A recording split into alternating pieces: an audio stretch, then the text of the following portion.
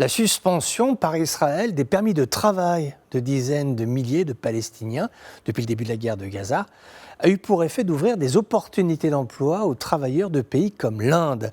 Ces dernières semaines, des milliers de jeunes Indiens ont fait la queue devant les centres de recrutement des États de l'Haryana et de l'Uttar Pradesh dans l'espoir d'obtenir un emploi en Israël. À partir de la semaine prochaine, quelques 10 000 travailleurs indiens se rendront en Israël par lot de 700 à 1000 personnes par semaine.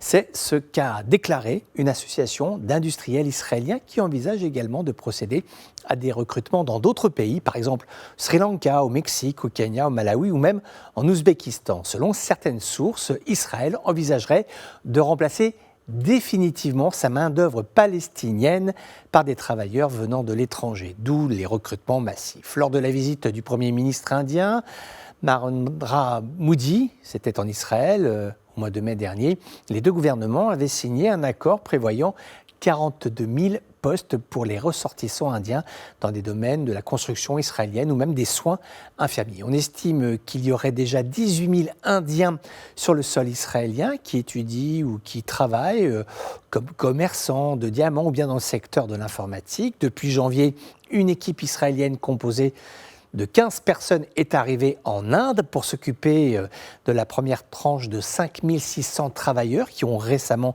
été embauchés dans cette Inde où le taux de chômage des 20-24 ans s'élève à 44%. Alors, les offres d'emploi en Israël sont une aubaine. Les emplois, d'ailleurs, offrent des salaires qui sont 5 fois supérieurs à ceux qu'ils pourraient trouver chez eux en Inde. Et ce n'est pas près de s'arrêter. En effet, cela s'inscrit dans le cadre de la politique du gouvernement Modi qui veut faire de l'Inde une plaque tournante mondiale des travailleurs qualifiés et semi-qualifiés. Pendant des décennies, la diplomatie indienne avait exprimé son empathie envers la cause palestinienne. Là, il convient de noter qu'elle participe de facto à l'occupation d'emplois laissés vacants par des travailleurs palestiniens en raison de la guerre, des postes qu'ils risquent de ne pas retrouver une fois le silence des armes revenu. Pour les Palestiniens, c'est terrible. Déjà, ils étaient enclavés. Et maintenant, ils sont en passe d'être empêchés d'aller travailler en Israël pour toujours. Il n'y a pas de travail pour eux, il n'y a plus de permis, il n'y a plus de salaire, il n'y a plus rien. Gaza va bientôt se retrouver seul dans ses ruines, seul face à lui-même, sans possibilité de relancer une activité économique pour l'avenir du peuple palestinien. Tout cela risque d'être absolument désastreux, mais vraiment, vraiment désastreux.